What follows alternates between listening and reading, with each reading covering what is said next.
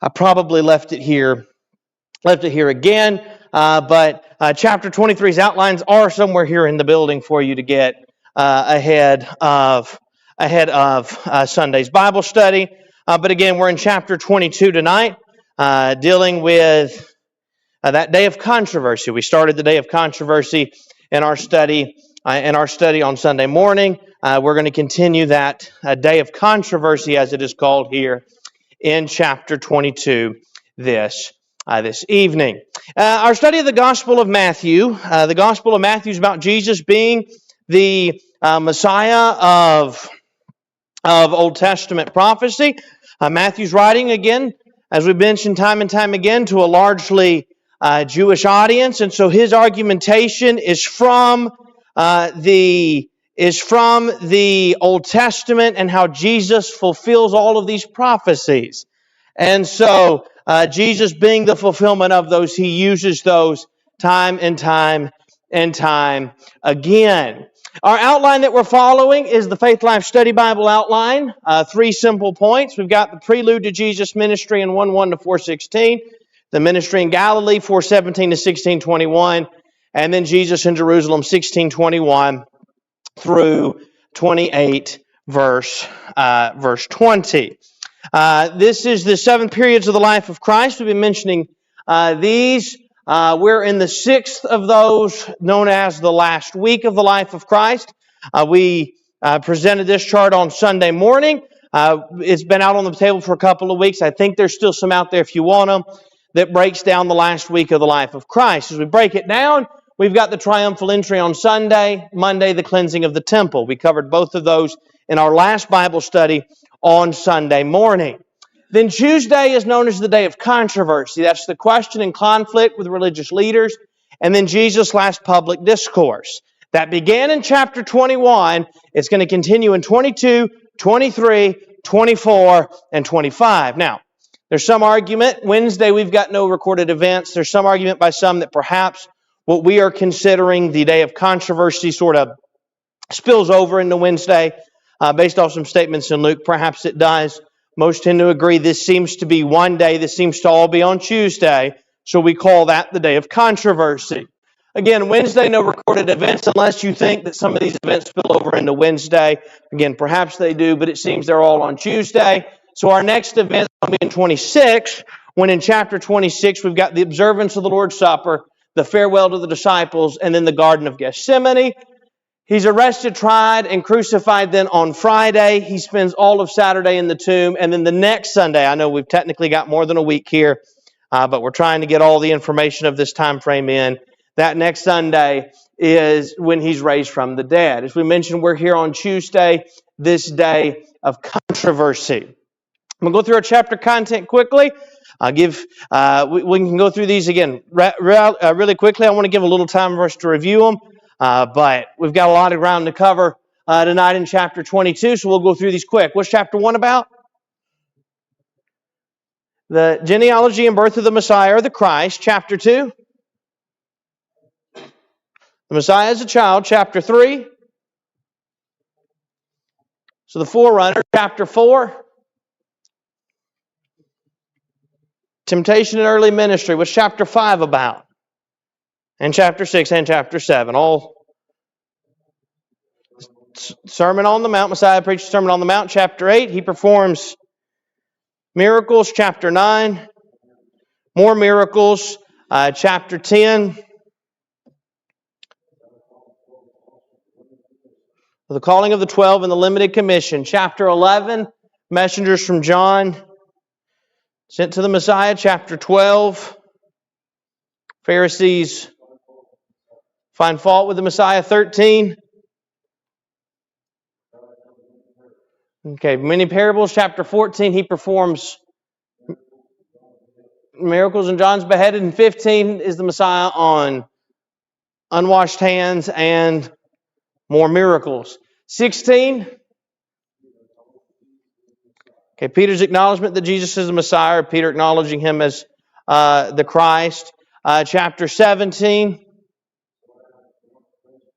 All right, the Mount of Transfiguration. 18 is going to be the Messiah on relationships. 19 is the Messiah on divorce and remarriage. 20 is the parable of labors in the vineyard, and 21 is the Messiah's triumphal entry. Again, these just summarize one event. There are so many events that take place in some of these. We could give a lengthy title that includes all of them, but that would then defeat the purpose of something short to remember. So these are just something for us to sort of remember what these chapters are all about. We're ready for 22. 22 is the Messiah is questioned by religious leaders. This is the question that takes place at the hands of the Jewish leaders. That is the vast majority of this chapter. Their first 14 verses is going to be the marriage feast, but most of this chapter is going to be focused on that day, the questions asked on that day of controversy. Question number 1, briefly summarize the chapter. What's this chapter about? Two main things, the parables, and then the conflict. So we got the parable of the wedding feast in 1 to 14, and then the exchange with the religious leaders in 15 to 46. So Pharisees' question on taxes, Sadducees' question on the resurrection, lawyers' question on the greatest command, and then Jesus asks them a question on the Christ and whose son he is. What is the key verse? Verse 15. Then the Pharisees went and plotted how they might entangle him in his talk. We'll talk more about that when we get to verse 15 in just a minute. Question number 3, some Old Testament passages quoted or referenced in this chapter. Got a few of them here. Verse 32 is, Exodus 3, verse 6. Verse 37 is Deuteronomy chapter 6, verse 5. Verse 39, Leviticus 19, 18, and then verse 44 is Psalm 110, and then verse 1. Some of these passages, particularly as you go back to like verse 37 and 39, there may be more than one occurrence of similar phrasing. Those are sort of your main ones. If you have a reference Bible, it's probably the first one listed. Are the ones we mentioned, Deuteronomy 6:5 and Leviticus 19:8, though there can be more than those. Question number 4, summarize the parable of the wedding feast. Somebody summarize for us. What is this parable of the wedding feast talking about, or what is talked about in it? We'll talk about what it means in a minute, but what exactly is happening in this parable? You've got a man who's throwing, a certain king who's throwing a feast for the marriage of the son. He invites people. They don't come. They react harshly. We'll talk about that in a minute. So he invites others. They come, but then one of those that comes is not dressed properly for the occasion. We'll talk about what all that means more in a minute. But we're just getting an overview now. What is this about? Let's start at verse 1 now. 1 to 14, our first point up here is the parable of the wedding feast. Verse 1, beginning, Jesus answered and spoke to them again by parables and said, the kingdom of heaven is like a certain king who arranged a marriage for his son and sent out his servants to call those who were invited to the wedding, and they were not willing to come. Again, he sent out other servants, saying, tell those who are invited, see, I have prepared my dinner. My oxen and fatted cattle are killed, and all things are ready. Come to the wedding. But they made light of it and went their ways, one to his own farm, another to his business. And the rest seized his servants, treated them spitefully, and killed them. But when the king heard about it, he was furious, and he sent out his armies, destroyed those murderers, and burned up their city. Then he said to his servants, the wedding is ready, but those who are invited were not worthy. Therefore go into the highways, and as many as you find, invite to the wedding. So the servants went out into the highways and gathered together all whom they found, both bad and good. And the wedding hall was filled with guests. But when the king came in to see the guests, he saw a man there who did not have on a wedding garment. So he said to him, friend, how did you come in here without a wedding garment? And he was speechless. Then the king said to the servants, bind him hand and foot, take him away, and cast him into outer darkness. There will be weeping and gnashing of teeth. For many are called, but few are chosen. So let's start with this. One of these verses gives us a perfect summary about what the main message of this is. That's verse 14. What's this parable about?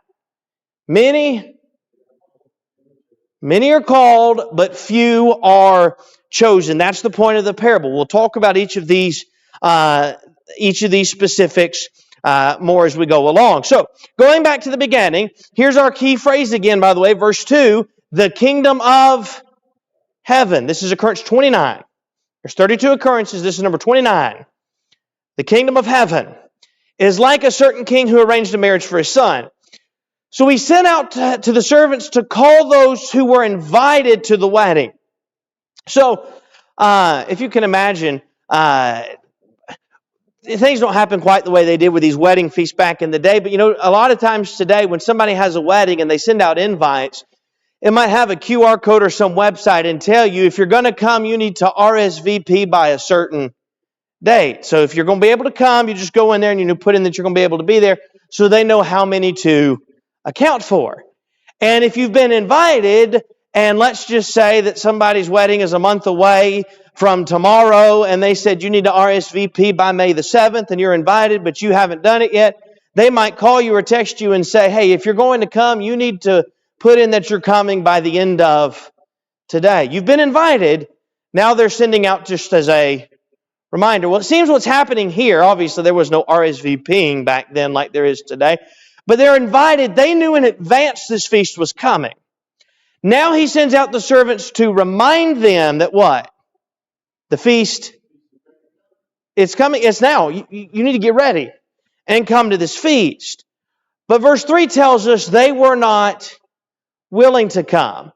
This group represents the Jewish people, and I think in particular the Jewish leaders. So let's go back to the Old Testament for a minute. Let's go back to what we saw in in our previous study about those who rejected the Son in that parable of the landowner at the end of chapter 21. Going forward to 23, where we'll be on Sunday, and the rebuke of the Pharisees, these are those who killed. They and their fathers are the ones who killed the prophets. Right? They're the ones that killed the prophets. Then they are going to have their hand in killing the Son. Here's the point he's making to them. You were invited. As the Jews, Paul would point this out I'll point this out in Romans chapter 3. He said in Romans 1, Gentile sin. Romans 2, Jew sin. So the question then is, what advantage chapter 3 is there in being a Jew? And the point is, you had the law to prepare you for this. So who should have seen that Jesus is the Christ? Jewish people should have seen it. They had the evidence. The invitation was already open. Now, he says, he's been preparing them for the feast to come. Now the point is, the kingdom of heaven is like this feast. Now the feast is what? The Son's here, the message is preached, and the invitation is open to come and be part of this kingdom. You've been invited. You knew in advance the invitation and the feast was coming. Now the invite's here. What are you doing? You're rejecting it. In fact, they are those, again, killing the prophets, as he talked about in 21 and again in 23. They would be those that killed the servants in verse 6. So, the first group doesn't come. Now, that's not that no Jews obeyed. Some Jews did obey. But for the vast majority, the nation of Israel rejected Christ. So then what does God do? He turns to the Gentiles, part of His eternal purpose. That's what the second part of this is. So the people that were, if you can imagine, the nobles and the friends of the king, He invited, they didn't come. So now He almost pictures it in the feast as, go get the peasants and the common folk off the street and bring them in. Those that thought they were high and mighty, they didn't come in. Now go get everybody else. And what did they do? They came. Did they know in advance about this wedding coming? Maybe, if it's the king's son, but not to the extent of those who were being invited initially, but they come. So now let's get to this last part here.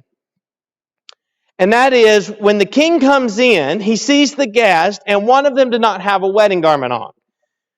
Now, there's some debate about tradition and how this was to be done. I don't want to get into all of that because the point's the same. Some would say that the king would give them a wedding garment. Here's a garment you need to wear at the wedding to be fitting. Perhaps they did. Perhaps in some places they did.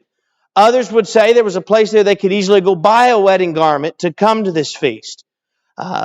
Some may have already had some. I don't know. But the expectation was, if you're coming to this wedding feast, especially the wedding feast for the son of a king, you're expected to be in proper attire. Even today we expect that.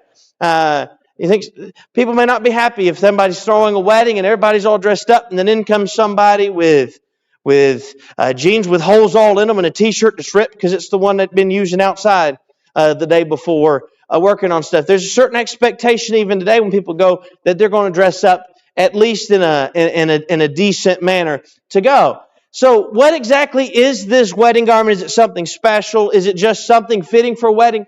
We don't know the specifics in terms of the custom of the day because there's various disagreements on that. Here's what the point is, though. The invitation is open to come and be part of the wedding feast. This man comes, but he's not properly adorned. Go back to passages like Isaiah, go to Revelation, other passages that talk about the way we're dressed. That seems to represent the way they are living, which is those who are serving God. Revelation pictures them as being in clothes that are spotless. They're washed in the blood of the Lamb. And it's a strange picture. We talked about this when we studied Revelation. A strange picture to be washed and yet washed in blood, but they're pure. So the picture seems to be this is the person that's doing what is, the person in the proper attire is the person doing what is right. They're obeying God. So the one that's coming to the feast but not dressed properly is trying to sneak into the wedding feast and be part of the kingdom, but he doesn't want to have to live what? He don't want to live like he's told to live to be part of the kingdom. Now you see that even today. I want to serve God. I want to have salvation, but I want to do it my own way. He wants to dress the way he wants to dress. He doesn't dress in the wedding garments. And that seems to be the point. You've got to, now, the Jews have been rejected. That's the main point. They rejected Christ. Now I'm turning to somewhere else. That's, again, foretelling of the Gentiles coming. This parable's pointing to that. But those that are called, whether Jew or Gentile, when they come to the feast, they've got to be living right. That's the point. Yes. Concept of walking in the light. It's not that somebody doesn't accidentally, occasionally sin, but there's a difference between practicing sin and continually walking in light. Then you have that continual cleansing in the blood of Christ. Therefore, your garment is going to be spotless. You're right. And you're right. It's not that we don't make mistakes, but the point is that we're trying to live what's right. John will point that out. These things I write to you that you sin not. If you do sin, here's his provision, but the point is, don't sin. And that's the point he's making there. Let's go to verse 15 now. That's the parable of the wedding feast again. The main summary of it, if you want to sum it up in one verse, is verse 15. Many are called, few were chosen. There were the initial rejection, even of those that came. Just as a quick side note, as we're getting to verse 15, the main point of this is not about the feast, but about the guest at the feast. The point is, the kingdom is like this feast, and he seems to be pointing to them. Because remember, going back to the previous chapter, we already had some questions on his authority. What are we going to do with the rest of this chapter? More questions. It seems to be this whole section is dealing with the Jews. So you go back to 21, they question his authority. He asks a question in return. He then tells two parables. That last one talking about their rejection. 23, their rejection. Or 22, their rejection. Later in 22, all the questions. 23, that stern rebuke of the religious leaders. Those woes of chapter 23. 24, ultimately, down the road, 70 AD, Jerusalem is going to be destroyed. And 25, the end of 24 and into 25, when Christ returns in final judgment, you're going to give an account for how you lived. And that's a point being made that the Jews need to understand. Yes? I think about this first, this parable, that the church is the bride of Christ. You know what I mean? And it's like, if you're not found spotless, you're going to be rejected only at the judgment seat or whatever. But the fact that this is the wedding feast, this is for his son, that's Jesus, and the church being the bride of Christ. You're right. That's another analogy commonly used for the church. Let's get to verse 15 now. Our time is getting away from us, so let's go ahead and get to 15. We'll cover these quickly here. We've got the questions that are asked. So our first one is the question on taxes. I'm going to jump ahead for just a second here to some questions. Question number 5. What questions was Jesus asked? He's asked 3 questions. Is it lawful to pay? Pay taxes to Caesar. Whose wife of the 7 is the woman going to be in the resurrection? And then what's the greatest commandment? Question 6, what's the purpose of the questions? Try to trip up Jesus. They're not asking this because they're devout, sincere religious people who really want to know what Jesus thinks. After all, He's a prophet, and so let's just see what He has to say. He's very knowledgeable. They're trying, verse 15, to entangle Him. That's why it's our key verse. The first question, verse 16, Teacher, we know that you are true and teach the way of God in truth, nor do you care about anyone, for you do not regard the person of men. Tell us, therefore, what do you think? Is it lawful to pay taxes to Caesar or not? Back up to verse 16. They sent to him, that is, the Pharisees sent to him their disciples, the followers of the Pharisees, with the who? Herodians.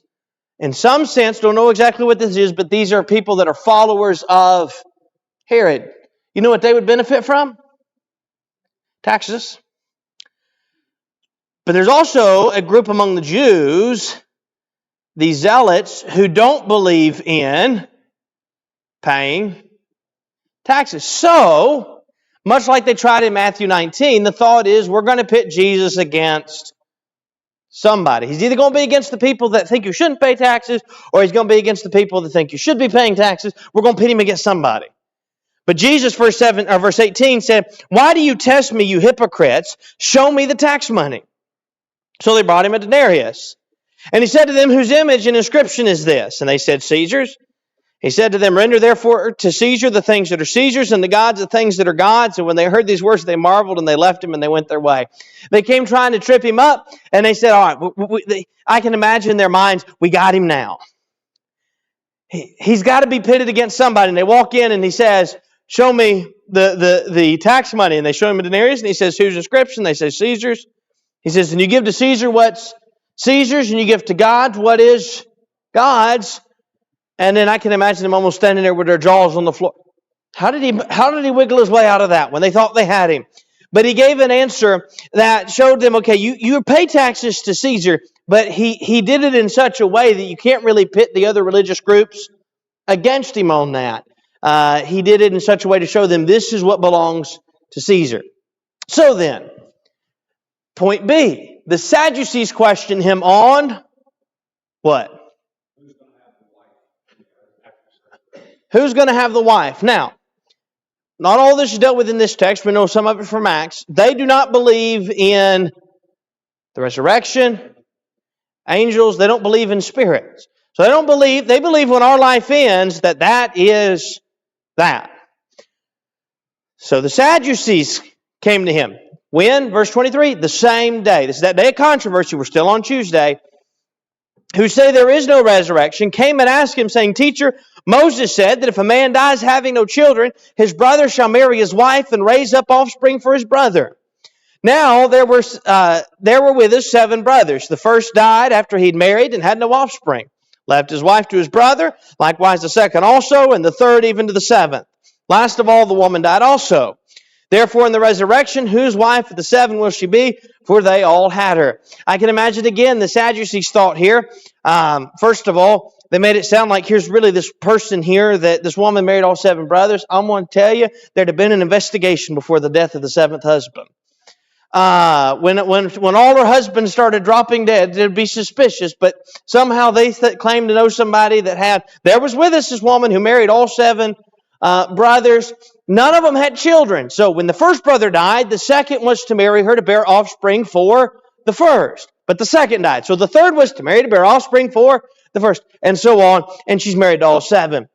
I can imagine in their mind their thought was, I bet he's never thought about this before. We got him now. Jesus said, verse 29, you are mistaken. Footnote of the New King James says, you are deceived, not knowing the Scriptures nor the power of God. Let me pause there for a second. Here's something practical for us. When somebody's not following the truth, it comes back to one of 2 things. Sadducees' case, it's both. Either a misunderstanding of the Scriptures or a misunderstanding of the power of God. It comes back to one of those 2. In this case, for them, They didn't know. They weren't familiar with either one of them. He says, you're mistaken, not knowing the Scriptures nor the power of God. For in the resurrection they neither marry nor are given in marriage, but are like the angels of God in heaven. But concerning the resurrection of the dead, have you not read what was spoken to you by God, saying, I'm the God of Abraham, the God of Isaac, and the God of Jacob. God is not the God of the dead, but of the living. And when the multitudes heard this, they were astonished at his teaching. So again, you can imagine the Sadducees come to him now. Here's this man who believes in the resurrection, and we're going to trap him because we're going to paint a scenario so ridiculous, there's no way around it. And again, it was quite the ridiculous scenario that she somehow married all 7 brothers, and all 7 brothers died before she did, and not a one of those 7 ever had any kids with her. And so, who's she going to belong to in the resurrection? And again, Jesus told them they're mistaken, for in the resurrection they neither what? Marry nor are given in marriage, but are like angels of God in heaven. Now, what exactly does that mean? I don't know. I don't know because God didn't tell me, and if I needed to know, then what? God would have told me. But I know this. The point seems that he's driving home is you're like the angels in the sense that guess what angels don't do? They don't marry, nor are they given in marriage. So that's how it's going to be in the resurrection day. It's just how the angels don't marry. You're not going to marry in the resurrection day. But Jesus doesn't leave it at that. He goes on to point this out. Concerning the resurrection of the dead, have you not read what was spoken to you by God? Now, again, the Sadducees don't believe in the resurrection, so they try to paint a ridiculous resurrection scenario. In the resurrection day, who's she going to belong to? Because she's been with married to all 7. Listen, they didn't have to get to 7. They could have stopped at 3 brothers. Who's she going to belong to in the resurrection day? And Jesus, of course, as we said, points out that you're neither married nor given in marriage. But he goes on to give them evidence of the resurrection. Because it says, and again, we mentioned this earlier, this passage in verse 32, I forgot to mention, is Exodus 3:6. It's mentioned a few times, but Exodus 3:6, after the death of all 3 of these men, God says, I am the God of Abraham, the God of Isaac, and of Jacob. So, let's stop at that point there for a moment.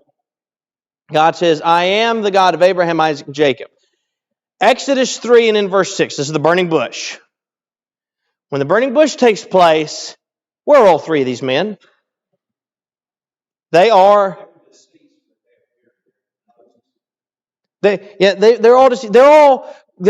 long since left this earthly life. But he goes on to make this statement. God is not the God of the dead, but of the living.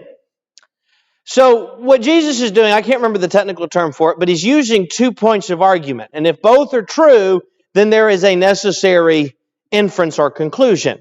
So what are the 2 premises? God is the God of the living, and God is the God, and said he is the God of Abraham and Isaac and Jacob. So if God's the God of Abraham, Isaac, and Jacob, and at the same time is not the God of the dead, but of the living, then in some sense, what? Those men are still living. Which would lead to, their earthly bodies have gone, their earthly bodies at this point are long since decayed, years and years have passed, but in some sense they're living because there is the resurrection from the dead. Now don't persuade the Sadducees rather. Paul later on is going to be dealing with the Sanhedrin Council and bring up that I stand before you in hope of the resurrection, because he knew the Pharisees and Sadducees would fight over it. But the multitudes, remember this is Jesus' last public discourse before he's put to death, is the events of 21, 22, 23, 24, and 25 is that last public discourse that Jesus has. And the multitudes hear this. If you can imagine, again, the Sadducees aren't just trying to trap him. There's a crowd there, and their hope is maybe we can get the crowd what? Maybe the crowd's going to start to turn on him when he can't answer us and he's stumbling around, and we're going to make him look like a fool. Instead, he made them look like the fool, and the multitudes are astonished at his teaching. It had the opposite effect. So now, let's go to verse 34. The Pharisees heard they'd silenced the Sadducees. See, this in preparing for this, I got to thinking about this. I hadn't thought about this before. I almost wonder if the Pharisees were both agitated and very satisfied at the same time with what just happened. Agitated because they wanted them to trap Jesus, and satisfied because the Sadducees who disagree with them on the resurrection have been put in their place. May have been some mixed emotions, but at this point, whatever their emotions are, they still got to get Jesus. That's their mindset. We got to get him. So, the Pharisees heard the Sadducees had been silenced. They, that is the Pharisees, I think, and the Sadducees both, what? Gathered together. And think about it this way. We've talked about this before. The Pharisees and Sadducees are typically enemies. But there's the old saying, the enemy of my enemy is my friend. Think about it in the political world. I remember watching some of these political elections going back in several years. Not to get into politics, but you remember back in 2016 when President Trump started running and there was the whole Never Trump movement from the party trying to stop him from getting the nomination. Then as soon as it was clear he was getting the nomination, what did everybody in that race do? They instantly turn around and get behind him. Every time there's a primary going on for president or senator or whatever, you've got Republican candidates and Democratic candidates, and they're fighting with each other. And as soon as one of them emerges as the front runner for their party, they then get behind them because now they've got what? In their mind, a common enemy. That's what the Pharisees and Sadducees are doing. We've got a common enemy. We've got to stop him. So now let's send a lawyer to him. Now again, a lawyer in this day and time is not the person that stands before the judge pleading somebody's guilt or innocence. A lawyer was one familiar with the old law. They were a student of the law. So let's send a lawyer to him. The lawyer said, "Teacher, which is the great commandment in the law?" I think, again, I can imagine their mindset. He's going to say something like, well, the first one or the second, let's go through these 10 commandments. Let me give you a specific commandment. You know what? Honor your father and mother, or thou shalt have no other gods before me, or remember the Sabbath day and keep holy. I think they imagined he was going to just literally give them just one commandment and be done. Jesus said, you shall love the Lord your God with all your heart, with all your soul, with all your mind. This is the first and great commandment. And the second is like it, you shall love your neighbor as yourself. Again, those two quotations, Deuteronomy 6:5 and verse 37 is Deuteronomy 6:5, verse 39, Leviticus 19:18. Then Jesus makes this statement in verse 40. On these two, what? On these two commandments hang all the law and the prophets. So you want to pick a greatest commandment? It's these two. Why is it these two? Because find a commandment, go back under the old law, go back under the new law, that when violated is not because we either A, do not love God as we should, or B, do not love our fellow man as we should, or I guess technically there's a C, but we do not love God and our fellow man as we should. But they all connect back to what? These two commandments to love. That's the point that Jesus is making to them. Let's go to verse 41 now. Verse 41 to 46, Jesus questions them on the Christ. So the Pharisees were gathered together. Verse 41, Jesus asked them, saying, what do you think about the Christ? Whose son is he? And they said what? He's the son of David. What they said is correct. That harmonizes with the Old Testament. But Jesus then asks them a question. How then does David in the Spirit, referring to Psalm 110:1, call him Lord, saying, the Lord said to my Lord. That is, Yahweh, God, said to my Lord. That's Adonai. That's the term that's used, Lord. Remember, Sarah called Abraham Lord. That would be that term for one over you. He said to my Lord, sit at my right hand till I make your enemies your footstool. If David then calls him Lord, how is he his son? And no one was able to answer him a word, nor from that day on did anyone dare question him anymore. So Jesus asked them this question, number 7. What was the question he asked them? The first question was, whose son is the Christ? They said, son of David. So then he says, why then does David call him Lord? And in that response, question number 8, their reply was nothing. They didn't have an answer for that point. Yes. Not so much that they weren't denying this fact, which they couldn't deny actually, but they were more so denying that he is this Christ that was talked about. I think that's part of it. I think there's two sides to it. One of them is they don't want to acknowledge that he's the Christ. I think that's a large part of it. The second one is I think they don't recognize, this is where I think their mistake comes in. Jesus on this earth was fully God and yet fully man. Right? The deity and the humanity of Christ. They don't think they understand that either. How then can he be David's son and yet at the same time David call him Lord? Because he's an earthly descendant of David, but he's also the Lord God. Now, it's not the term for Yahweh. Again, it's the term, if you go back, I think it's Adonai is the Hebrew word that would be used there for the second term Lord. The first Lord is in all caps, is Yahweh. But the second term, Lord, is Adonai, really meaning a master one over, or Lord. It's another term used for the Lord, for God several times in the Old Testament. But they didn't understand that the dual nature, if you will, that he's God and he's man at the same time. I think that's part of it. And the other side of it is they just don't want to acknowledge it's him. So I think those are the two main aspects, is a misunderstanding of the deity and humanity of Christ, as well as they're going to have to acknowledge that he's the Christ if they go along with that, with all the evidence that is suggested. He's a descendant of the son of David. He's performed all these miracles and everything. Then they have to look at the evidence and see he is the Son of God. Verse 46, no one was able to answer him a word to that one. They didn't know what to say. Again, part of it they didn't want to, I think was stuff they didn't want to acknowledge, and the other part of it was stuff I think they just didn't understand. So from that day, what do? They dare not ask any more questions. I think, by the way, as you go throughout this just real quick, as our time's gotten away from us, they're hoping to trap him up as we're going along before they put him to death. If you can turn the crowd against him, then they don't have to worry about a threat to their power. But now they can't turn the crowd against him. So where are we going to have to turn now?